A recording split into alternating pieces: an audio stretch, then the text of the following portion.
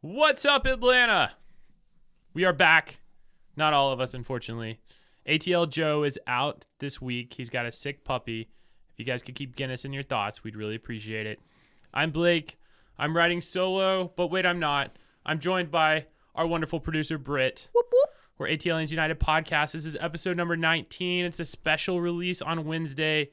We're rolling into a big match that most of you might not know about. U.S. Open Cup against Charleston Battery. Followed up by, obviously, a huge game this weekend against NYCFC and Yankee Stadium, which is still a baseball field. You know, we're going to catch you up on all the news in Atlanta. We're going to catch you up on the past week for Atlanta United. And then we're going to break down these matches that I just talked about. If you guys like the show, don't forget to rate us 5 stars. Don't forget to hit subscribe. Let's do this thing.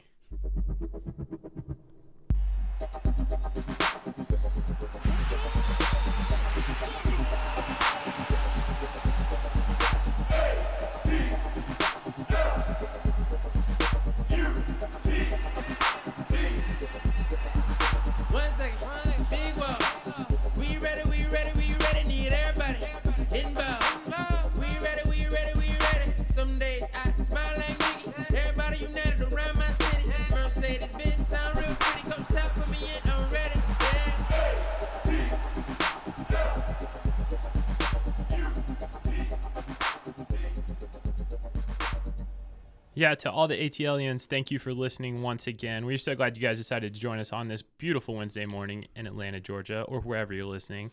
Like I said, Joe is out this week. I am blessed to be joined by our producer, Britt. I think you might be the only person that is blessed to be with me, but thank you for that. Hey, well, I think Ben would say otherwise, but we'll roll on. Our other producer, Ben, who happens to be married to Britt. So we won't get too much into their relationship, guys. We'll go ahead and tell you guys what's going on in Atlanta this week, because we got some great things going on in the city, not just Charleston and Wednesday in Kennesaw, on Wednesday in Kennesaw, but we also have the Atlanta Moon Ride, which is one of my favorite events around Atlanta, Britt. Have you heard of the Moon Ride before? No. What is it all about? So the Moon Ride is a 6-mile bike ride. It goes all through the city of Atlanta, starts in Piedmont Park. Everyone gets out on their bikes, and then they block off the streets. They put crazy lights on their bike. People line the streets. They play music. They're out drinking, having fun. It's a Friday night in Atlanta. But what's really cool about this is there's an entry fee for it, and all the donations go to Bert's Big Adventure, which is a local nonprofit that does really cool things for kids in need. So kids that have been diagnosed with a serious disease, kids that, just have a lot of developmental issues, whatever it looks like, they go ahead and let them go on what they call the Big Adventure. And it's just a really cool thing, to see kids that have these dreams, like they want to go to Disney World, for example. And who would want to go to Disney World? Because that's where Orlando City plays, first off. But some kids really want to go to Disney World. Hopefully they want to go to the one in California. But, that's a dream of theirs, and this helps fund it. It's a really cool nonprofit, and it's a really fun event to just ride your bike around the city. Do you know how to ride a bike, Britt? I did learn, yes. Okay. And they tell me I'll never forget, so that's good. That is good. It's did you ever get the training wheels off, or how far along the process did you get? Ben made me take off the training wheels last week. So, we're just slowly moving. But I have cruised down the Beltline quite a few times. Okay.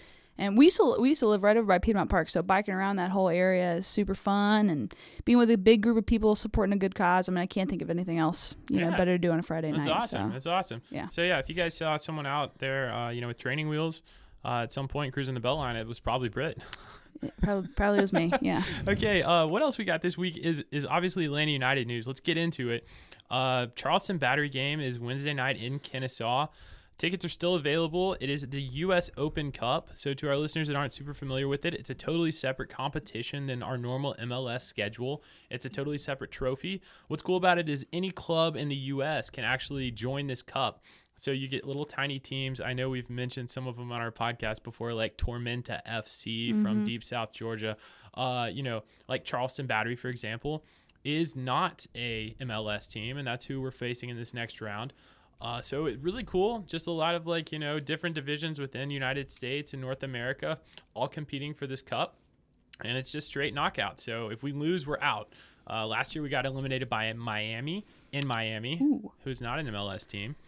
But this year we got Charleston and Kennesaw, and you guys should get up there, support the team. I know Joe's going to be up there, even though he's not in with this podcast today. He will be at the game. If you guys see him, say what up and say that you're thinking about Guinness.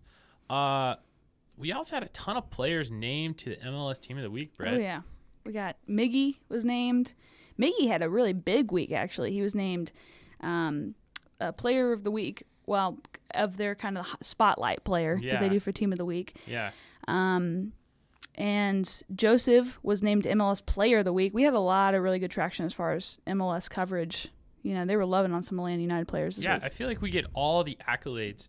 And part of it is due to the fact that they keep putting this stuff for online voting, and Atlanta United has one of the biggest fan bases. So if there's ever a poll out there that's like, hey, vote Atlanta United Goal of the Week, vote Atlanta United Player of the Week, everyone's just like, sit at work all day. I think you nailed it on the head when you said, if we can vote Tata Martino as best dressed, I think we can win anything. So yeah, if we can vote Tata, who wears a tracksuit every game.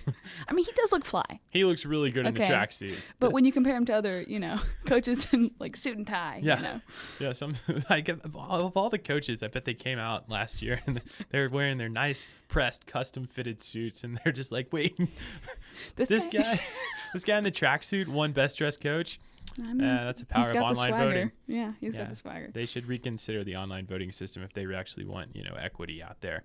But yeah, we filled up the MLS Team of the Week. Britt and I will get into the game a little bit later.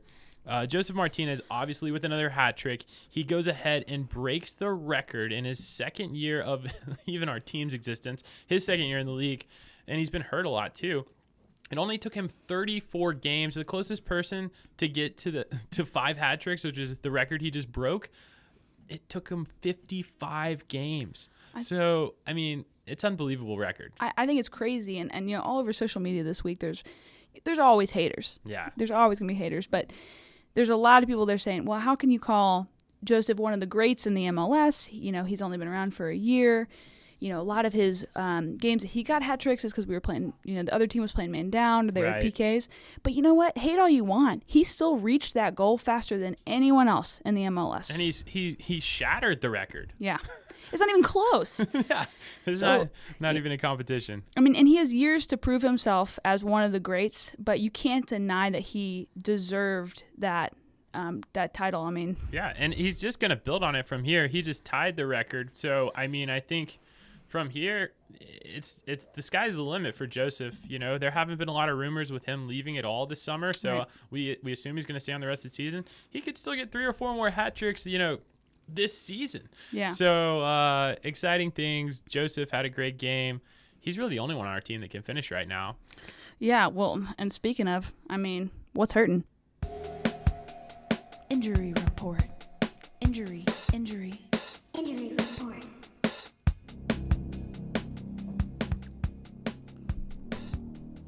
What is hurting? Things are always hurting on our team, Britt. It is frustrating. Tito Villalba, yet again, did not make the bench for this game, but good reports on that front. I do have some good news. Tata seems to think he is very probable to make this Charleston game tomorrow. I think it'd be an excellent game to bring him back in, just because the competition is going to be a little bit lower, but it's still going to be a competitive game. Obviously, it's a knockout game. Loser goes home. Is not going to be in the cup anymore. So maybe bringing Tito in. It looks like the rest of our team, and we'll get into this a little bit later in the episode, will probably be, bench players or ATL UTD2 players. But I'd love to see Tito back on the field. I miss him, man. I think our offense really needs him back. Obviously we've been having trouble finishing, which we'll talk about. Yeah. But first off, he is so fast. He's one of the fastest people on our team. And fastest in the MLS, honestly. He's just like, he hits that ball and just takes right down the wing. And I want to keep him on our team too. And I'm afraid if, he keeps getting benched and over, I'm afraid he's going to look other places. So yeah, he's a crucial cog to what Tata wanted to do. It said a lot that we were willing to pay, Tito last year and let Assad go. Right. Obviously Tata, in terms of our wingers, thought that Tito was the better option. We'll get inside of Tata's head a little bit later as well, but Tito should be back If he's not back for Charleston today, then he's definitely going to be back for New York City on Saturday. Perfect. Which, to our listeners, remember that's that early kickoff, 12:30 Eastern. McCann, he left the game at halftime. He kind of came back, said there was some tiredness in that hamstring. He had been out with a sore hamstring. He's definitely, in my opinion, going to be out against Charleston Battery, and I think Tata's pretty much confirmed that because we do have a lot of center back options. Question mark on whether he'll make it over the weekend, but to me, it's funny because we were talking about how fast Tito is. The last game, I realized how slow McCann was. I mean, there were several, and I don't know if it was just because he was tired or just in general, but there were several times where Miggy was going to go make, a cross, or he was trying to, and he had no one in front of him in the wing because McCann is just so much slower than him. Yeah, McCann's speed has always been, at the, how do I say this nicely? It's been at the Irishman level. Yeah, he takes the tortoise approach, and a lot of times the tortoise wins the race. That is what happened in the story that I read as a child. But McCann, he's a tactical player. He moved further back in defense this year. He used to play kind of left midfield or even left wing. Now he's playing back as a center back, so he doesn't have to move a lot. I think Tata's probably noticed that pace has been dwindling as he's gotten a little bit older. And I think that mixed with the fact that if you don't have a healthy hamstring, you just can't run at all. No. And you shouldn't. I mean, we do have other people to fill that position, so I want him to get healthy, because the worst thing that could happen is he tears or has like a serious injury with that, and then he's out for most of the season. Yeah, so. Which the last thing I will hit on, obviously, to our listeners who haven't caught up quite yet, Greg Garza is out, around 4 to 5 months with surgery on his shoulder. So Garza's definitely out, but, we're just going to have to move on as a team, get better. I thought Ambrose has been playing well, but enough with injuries. I think we got to talk about what happened against Philadelphia.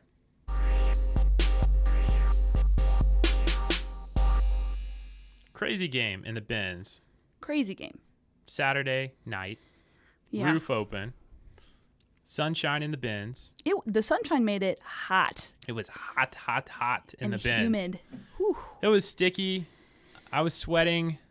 I don't know if the sun sapped the energy out of the crowd, Brit, but I felt like everyone, once they finally got in the stadium and realized it wasn't air conditioned, after they've been baking in the sun, tailgating all day long, was just like, oh, like, how do we chant? It did was like feel slow motion chants, like A, T, L.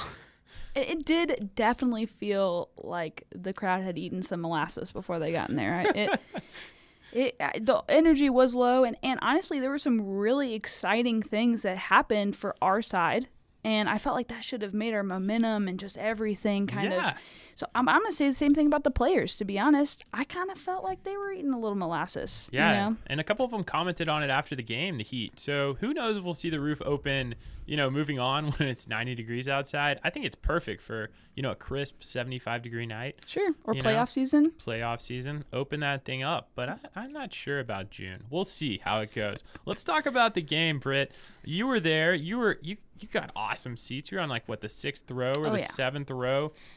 So we had a bird's eye view not a bird's eye. We had I don't even know what you would call that view. A view. It was a view. It was a good view for the most exciting point in the match, in my opinion, which was the double red card.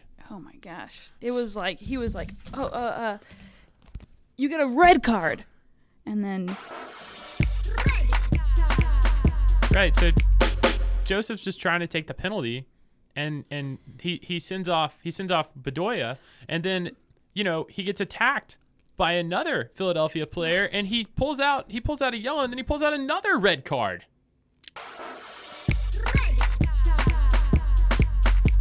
And that's probably one of the only times we'll ever get to use our red card bumper in the same episode. Yeah, maybe. Yeah. Let's hope. A double red card. So Medunjanin and Bedoya are sent off. And we still have Joseph to take the penalty, which he buries for his first goal of the game. But it was almost like anticlimactic at that point, because it was like, how do you top the energy from 2 red cards? I mean, the crowd went wild, and then it was almost like the PK was like an afterthought. Well, when a team loses 2 players that early in the game, you kind of have to think like we just won it. We just won the game right there before he's ever even taken the penalty kick. Even though it's 0-0, they have 9 men now for the rest of the game, and we have 11 men. It's just such a heavy advantage. At that point, you kind of thought, well, this is probably going to be like that New England game we won 7-0. Like you thought it was going to be a slaughter. I hoped it was going to be a slaughter. And I guess once we get in the game, we'll just go ahead and break down what happened after Joseph, knocks in the PK. He actually ended up getting another PK. We let in a goal, and cut it to 2-1 at one point. Gressel knocked one off the post at one point in the game.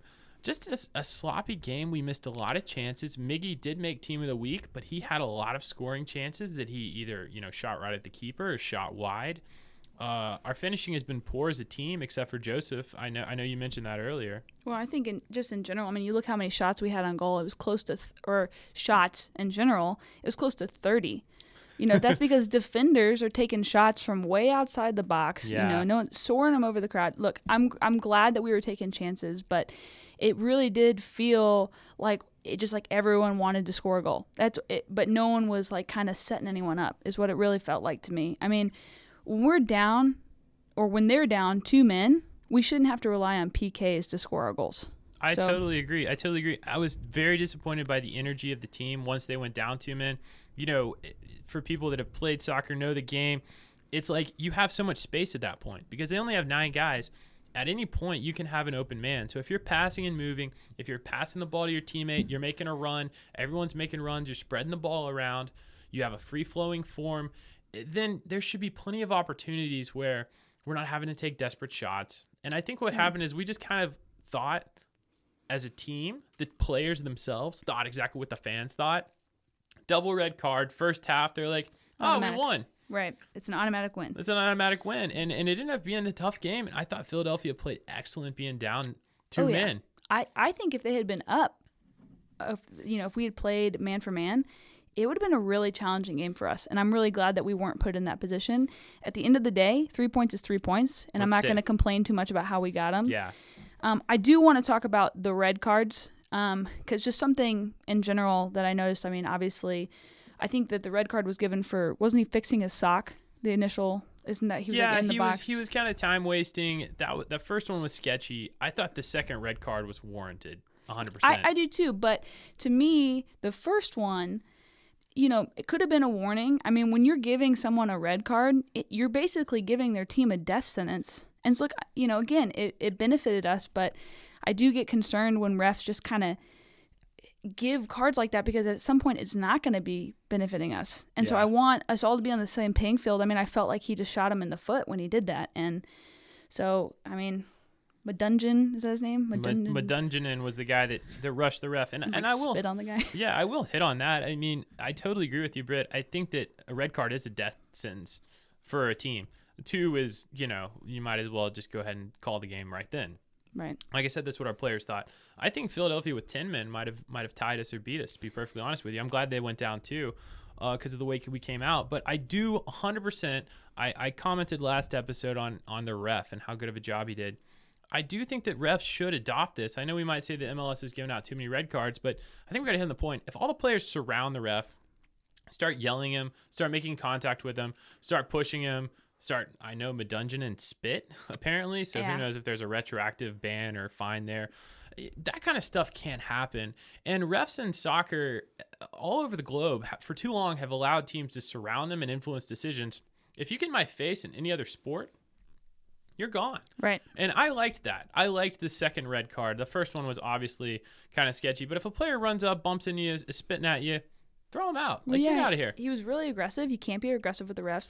In general, I kind of think only the captain should be able to talk to the ref. That's how the game is supposed to flow. And, it's time wasting and it's, and honestly, I'm glad that we got the 3 points. That's the only thing I got to say about it. Put 3 points in the bank and another 3 goals for Joseph. Deserves all the accolades he's getting. He's definitely the best finisher on our team. All this talk about this game, I'm ready to put this game behind us, even though we got the 3 points, Britt. And in honor of ATL Joe, I need a beer. Beer of the week! Every week, even when Joe's not here. And to our new listeners, our old listeners, this is my first attempt at spiking home a beer. with the golden spike of Atlanta United, which Joe gave to me to hold on to this week. And it was a big honor. I got a little bit emotional. My eyes were just watering, Brit. I wasn't crying, but this means a lot. I've watched Joe do this for, what is this, our 18th episode, our 19th episode? I've watched Joe do this for 18 weeks, and this is my first time getting to spike home a beer. This week we have an awesome beer that I've never tasted anything quite like this. It is a rosé ale from what is this brewery, Brit? It's a Reformation. Reformation, which is an awesome brewery. I know we featured them before, correct? Yeah, we did. But this is something that I don't know. I'm just excited to break into it. Let all of our listeners know how it tastes. I wish I could let you guys taste it through the airwaves. That technology is not quite out yet. So if you guys would join me, and Britt, if you would join me, I'm going to try this. And Joe, if you're listening, I'm doing my best. All right. ATL! Joe. Oh, man. Look how great you did. I did great. It just opened it just automatically. I definitely splattered a lot less than Joe normally does. Oh, yeah. I'm sitting on his side of the table, and it's very sticky with beer. I maybe need to wipe this table down. Rosé. And this is called Alani the Lighthearted. You smell it, and it smells exactly like a rosé. That's crazy. I feel like what's that? It's Always Sunny in Philadelphia episode when they come up with a great idea to pour wine into cans. Yeah, have you seen that episode? I have seen that. Yeah, this is great. And canned wine's a thing now. They have cans for everything. They have like alcoholic, like what do we drink? LaCroix. They have like alcoholic LaCroix now. Have you seen those? I haven't. So it'd be like they're sparkling water with alcohol. Anyways, this is not a wine. This is an ale, and this is awesome. You guys check out Reformation. This is a really cool can, a really cool beer. Alani the Lighthearted. They call it a hybrid ale. It's got grape, cranberry, and hibiscus. So what we're tasting, I'm guessing, from the rosé is obviously the grapes that they throw in there. Not a lot of ales brewed with grapes out there. So definitely a bold, move they're making here. It kind of has a red tint to it when you pour it in a glass. Mm-hmm. If you guys are around, and this is just a great summer beer. This would be perfect for like a picnic, like a picnic in Piedmont Park. I think it'd also be really good for someone who isn't super into IPAs, maybe someone who's kind of new to the kind of transitioning from the wine world to the beer world. Yeah. Really great tailgating beer at 4.7%. So yeah, awesome beer. You guys check out Reformation Brewery. So this is a great beer/wine. I'm gonna go ahead and drink this as we break it down. Let's get into the preview.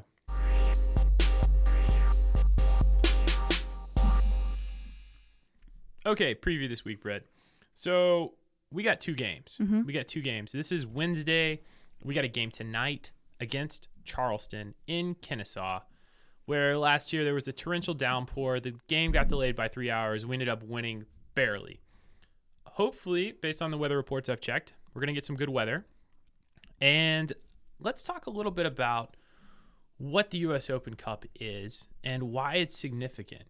And I know this is something that Joe and I have been talking about in recent weeks, but this is one of what we have is two chances this year to win a competition outright and one of three trophies we can possibly win. So, just a little history on the U.S. Open Cup. This has been around for a very, very long time. This has been around way before the formation of Atlanta United. This has been around since, the United States has bounced before. This is actually a pre-MLS Cup. So before the MLS was even a thing, the U.S. Open Cup was around. So what this is, like I said earlier, it's any club in the United States can enter the competition. The further your division is down, the further rounds back you have to start. And so these small town, tiny, semi-professional teams have a chance to, if they keep winning, go up and win the cup. We featured, like I said, Tormenta FC earlier on the show a couple episodes ago. They actually got knocked out by Charleston Battery, who is our opponents this week. Charleston Battery is a good team. We loaned a lot of players to them in the past year, and we actually loaned some players to them this year. So we have a really good relationship with that club. Moving into tonight, Charleston has not lost a game in 11 games, Britt. Wow. That's a lot. That's way more impressive of a run of form than what Atlanta's on right now. Right. I mean, we have had some ups and downs. Even like you said, the game we won against Philadelphia on Saturday, everyone kind of walked out of what did you say? Just like you felt better leaving a draw we had against NYCFC than the win. Yeah. Yeah. And that was kind of the energy. I don't know if it was the heat. I know we talked about that earlier, but the crowd was kind of flat. I was down in the supporters section for the first half, and like the chants were kind of flat. It was hard getting everyone into it. Now, we had some exciting moments like the red cards, but the energy was down. I'm just hoping that our team and our players that don't always get that chance in the bins really take advantage of this opportunity tonight in Kennesaw. And I guess that's what I really want to highlight tonight is that we're going up against a good team. This is a team that Super Romario Williams played for all of last year. We loaned him out to Charleston, like I mentioned earlier. And he really made a name for himself. And he made a name for himself enough that Tata was willing to bring him into the team and say, hey, you know what? You've earned a first-team spot with Atlanta United this year. You're not on ATL UTD2. And Romario has been our second striker right behind, obviously the record-breaking Joseph. Right. So, like, what are you thinking, Britt? Do you think that this competition is something that we got to go for? I mean, I think we have to. Well, so there's a couple things I like about the Open Cup. One, to me, it is like the epitome of the American dream, right? Yeah. I love that you can be kind of a really small team in the soccer world and possibly win. I mean, it's a pretty low shot, right? But I love that they have that opportunity. And so in general, I think it's a really good competition. I'm hoping, like you said earlier, I'm hoping the heat was not the reason that we were so sluggish, because this is going to be outside. So exactly, we got to deal with humidity and heat, and so I'm hoping that that's not why we were so sluggish, this last weekend. But something I want to talk about with you is, do you think, because obviously we do want to win, because it is like a trophy. It's a trophy, right? Yeah, we want to get trophies in the cabinet. So do you think that our lineup is going to change to highlight maybe players that don't start quite as often, maybe to get them some, actual game time, experience, and maybe save our true starters for Saturday so they're not so fatigued? I'm right on board with you, Britt. I think that Tata's in some way, in some of his interviews, has already confirmed that. He's talked a lot about a lot of the players that are, been waiting for their chance, getting an opportunity with this cup competition. So I think it's twofold. I think that's why it's important that we go deep in this competition. And why, when I say we go deep, we win a couple rounds. Yeah. Even if we don't make it all the way to the final, I think we got some of the best depth in all of North America. Definitely the MLS. Yeah, well, and actually, let's talk about, so Vasquez actually started. Yeah. And it was so great to see him. Well, he didn't start, sorry, but he was subbed in. Yeah. And it was so great to see him on the field. I think he starts against Charleston. And then, players like what I just talked about, Super Romario, I think will probably start at striker against his old team. Okay. Carlton is a guy we've talked about a lot on the podcast. He is one of the hottest prospects in all of the United States youth program. He's playing for our UTD2 team. He's just 19. He has so much potential. And we haven't really gotten to see him unleashed except for a couple first-team games this year. So is he more of a right or a left? He can play on either side. His assist that he got this year to Joseph, he was crossing it in from the right side. Right. But he can also play on the left and cut in, similar to how, even Barco would play, or how, at some point, I guess he can honestly play where Miggy plays. So he's a very versatile player. He could play kind of like right behind the striker, or he could play on either wing. But I'm expecting that we see players like Awo, Andrew Wheeler-Amino, coming back in. He's gotten some starts. I think we'll probably see guys like Zizzo. I think we'll definitely see Miles Robinson. Ambrose. I think Ambrose 100%. I think we'll see the return of our Orlando hero, Can. Did we ever figure out how to say it? No one ever figured it out. No. It's okay. Alec, we'll just call you Alec. We really do love you here on the podcast. We just aren't very good with names. I've never been good with names. I don't know if your name is Con or Can. I don't speak so good. We don't speak very good down here in Georgia. But no, I think he's going to be back in goal. I think Brad needs a break.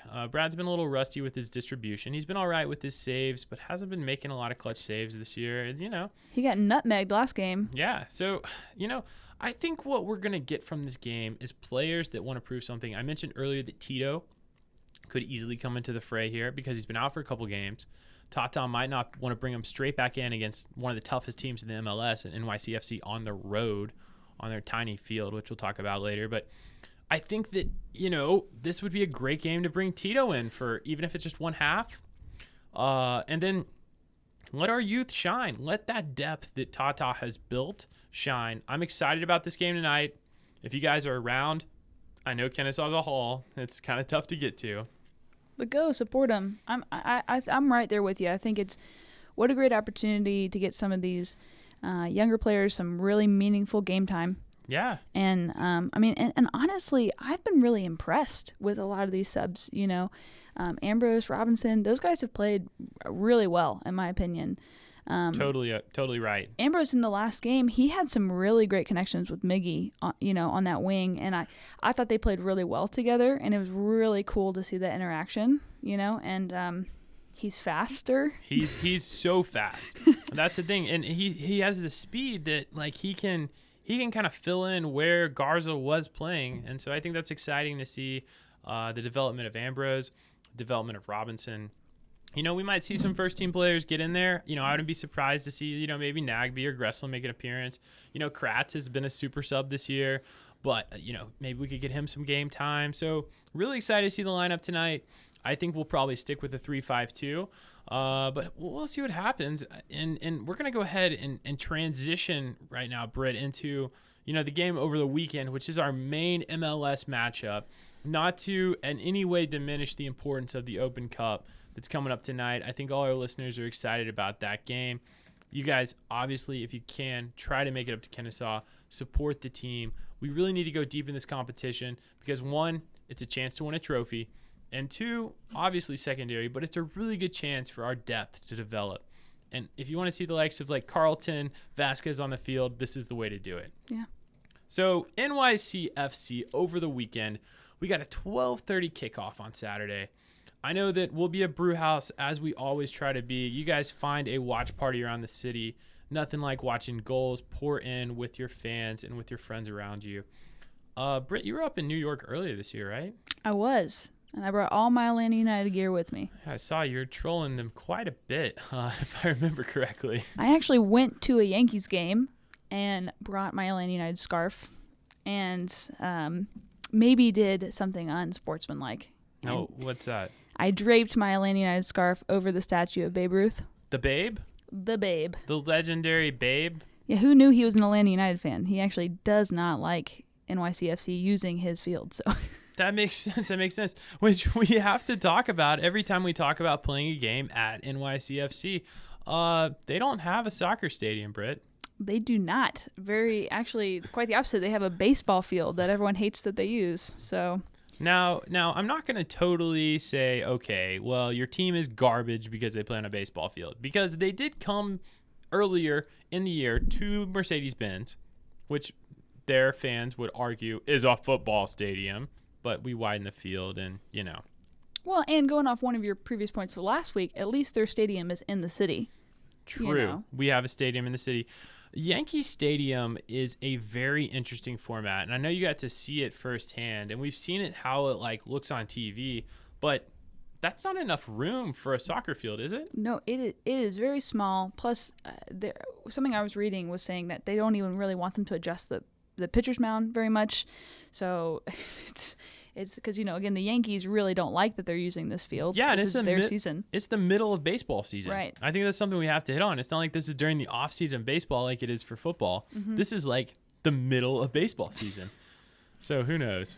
Yeah, so what I want you to kind of touch on, Blake, is I know in general they say this is one of the hardest fields in the MLS. Is it because of size, or can you elaborate on why it's such a hard field to play? I think yes. I think one is it's well known that this is the smallest field to play on in MLS. And when you play teams like NYCFC that are honestly very skilled players, but you don't have any room and you're not used to the surface, it just makes things very, very complicated at the back especially. So for our defense, it's very hard. They have less time to react to attackers pressing up against them. And because they're not necessarily used to the surface, I mean, this is a baseball outfield. They normally keep it a lot longer than a soccer field would be in terms of the grass length, which obviously you would be like, oh, who cares how long the grass is? Well, it affects the roll of the ball. Right. And they're not watering it down before the game, so it's kind of a drier pitch out in the outfield.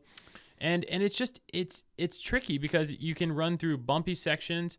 It's a multi-sport field, and it's not on turf like we have. It's grass, so it's just a very tricky stadium to play at.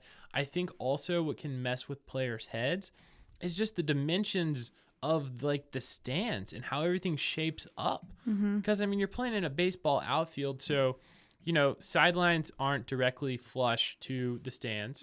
It's not like there's stands directly behind the goal. So even when you're taking shots on goal, it's like your backdrop has different depths to it. Yeah, I noticed that when I was, the other thing I was noticing when we were playing there last year is in general, I don't think Atlanta United is amazing at taking crosses. Very true. But one thing I did notice is because the field size and maybe the depths or whatever is that I just felt like our crosses were completely overshot last time. Way overshot. Totally agree with you. And it's weird. Like, think about it going from playing in Mercedes-Benz where, okay, you got fans to your left, fans to your right, you got a goal in front, goal in behind, and it's, it's even rectangular dimensions. To, okay, if I look out to my left, I see my winger. I see, for example, Gressel out on the wing.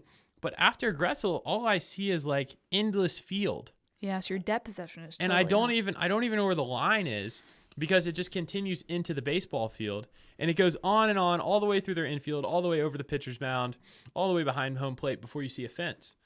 So it's kind of like when you're playing out on like rec fields, you might pass it out to the wing, but you don't even know if your winger's out of bounds or not. Right. So it's just got a lot of tricky elements to it. It's kind of playground-ish. It's kind of schoolboy-ish, if you will. So it's a tough stadium to play at. It's not like NYCFC really has a huge advantage. I think their biggest advantage is that they play on it more than anyone else. Yeah. Well, let's touch on their players. So let's talk about, I know there's been a little bit of drama with their superstar. You want to touch on that? Yeah, David Villa was benched this past game against Orlando City. NYCFC still won 3-0. But, he was a little bit upset. He's the captain of their team. And when he emerged from the meeting, the pregame meeting, his, what reporters would say, his countenance, quote unquote, conveyed anger and disappointment. So Patrick Vieira said, he's 36 years old and I have a good relationship with David Villa, and I have to think about the team first. And obviously Patrick Vieira didn't make the worst decision because they won the game 3-0. And while we're on that, interesting to see if David Villa starts this game. He's arguably one of the best players in the MLS. He, he's really skilled on the ball. He is 36 years old, but he's an outstanding talent. He consistently bangs in goals for them. And let's talk about Vieira, their coach. He said a lot of great things about Atlanta United last time they were in town. He did, yeah. He said our fan base. And it was I thought a really great interview considering it was a tie and it was kind of a lot of fans were kind of upset. Right. I think both teams, played well, and it was nice that he had those great things to say about our fans and our stadium and just kind of the environment that we create.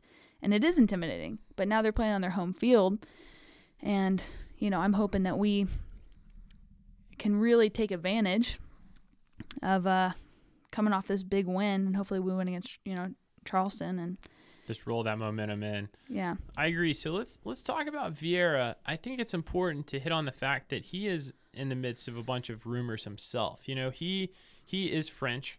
He played for Arsenal back in the day, legend of the game, played under legendary French manager Arsene Wenger, and now he is getting linked to Nice, which is a French team in the French First Division, a very solid team.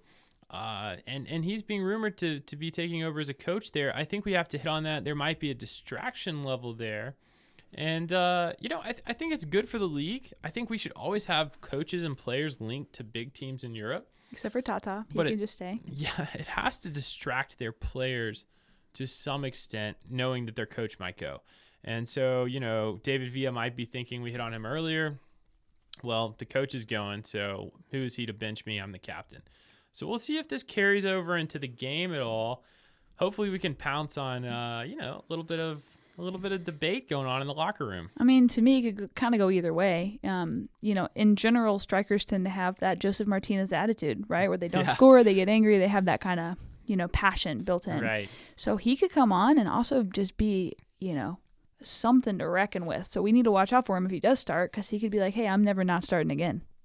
That's a great point, Britt. He could just come out with a bunch of passion and fury because he got benched the last game. Be like, you know what? I'm going to prove Vieira wrong. I'm about to put in 4 goals. Hopefully we don't get that. Yeah, let's hope that doesn't happen. So let's talk about the last game. We talked about it a little bit. It was a 2-2 draw. It wasn't that long ago. They had a great goal Ring scored an amazing goal to tie the game. David Villa, who we just hit on, had a penalty in that game. Mm-hmm. We had 2 very interesting scorers who aren't probably going to feature in this game, Garza and McCann, right? Which aren't the first players you would think, oh, Atlanta United scored 2 goals. Who scored? And we're like, oh, Garza and McCann. Like, oh, okay, that's a weird game. Yeah, okay. Glad I missed that one. But really, I think, they're going to come into this game a little bit different than us, Brid, because they are coming off of a U.S. Open Cup midweek match just like us, but they're playing the Red Bulls. Ooh, that's a much harder matchup. Yeah, who spanked us at home 3-1. And so, going into it, they're going to face a lot stiffer competition. They're really going to have to make a tough call of how much they value the Open Cup versus MLS competition. Yeah. Yeah, and I remember the last game too. Wasn't that the game that Nagbe had a goal pulled back from VAR? That's true. That's true. So in general, I mean, tensions were high. It was a big VAR call. And so we'll see how the game goes. I think that you're totally right. I think, if I was a coach, to me, the MLS season matters more than the Open Cup. Right. Always, you know what I mean? So if it's between, and I don't know how far their depth goes. Obviously we have so many people on the bench that are waiting to play, that are ready to play. But we have such a good starting lineup that there's no place for them. Exactly. I don't know if NYCFC has that depth. So, you're right. They might kind of sacrifice that game in order to be kind of more prepared on Saturday. Yeah, and, both teams are on an interesting run of form. I think for our listeners, we're still atop the Supporters Shield. I think that's important to remember going into this MLS matchup. But, NYCFC is right there. They're in 3rd place. They only have 2 points less than us. We're at 29 points off of 14 games played. They're at 27 points off of 14 games played. Right in between us is Sporting Kansas City at 28 points with 14 games played. So it's a very close race at the top. And NYCFC is still one of the elite teams in the MLS. Despite being new like us, despite playing on a baseball field, they have a really good team with really good players. And they've been doing really good at home, too. I know they've been kind of struggling overall, but they've been good at home, which is great. Yeah, so their home record this year is 6 wins, 0 losses, and 0 draws. Man. So they have not even had a blip in terms of home record.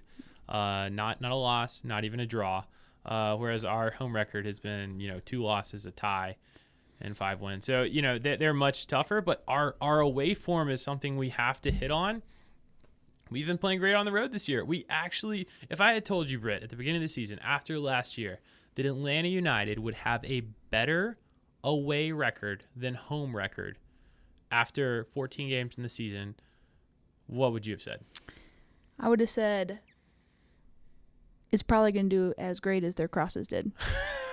about as good as our crosses. I 100% agree. I think that the funniest thing about our team this year is that last year we lost pretty much every game on the road. Yeah. And this year I feel confident going into road games. And we've kind of struggled at some games in the Bins. Which is funny because the environment in the Bins, I mean, that's such an advantage. But maybe it's intimidating for them too. It might be more pressure or, I'm not sure what it is, but it's weird that our away record has been way better. So, but what a good matchup. A great home record and a great away record. So yeah. I think either way, it's going to be a great game. A little bit interesting that the MLS decided, for you guys listening, 12:30 Eastern on a Saturday. This feels like a primetime game. This is 2 of the top teams in the MLS. Number 1 versus number 3 in the Supporters Shield. It seems like a pretty big match, but a good kickoff time if you guys want to get some day pre-gaming in. Obviously, come to Brew House. Talk a little bit about the lineup this game. We're gonna pass on getting into more tactical stuff this week, but really want to talk about what we'd probably see this game. I think Tata would rotate back in the first team. I think we'll see Joseph back up front. We'll see the likes of Miggy in our normal first team. The real question is, what do we see at center back? I feel like Escobar and LGP and Parkey have probably locked that down. Mm-hmm. And so McCann's injury, We talked about Robinson maybe midweek against, Charleston. I think we'll see those guys.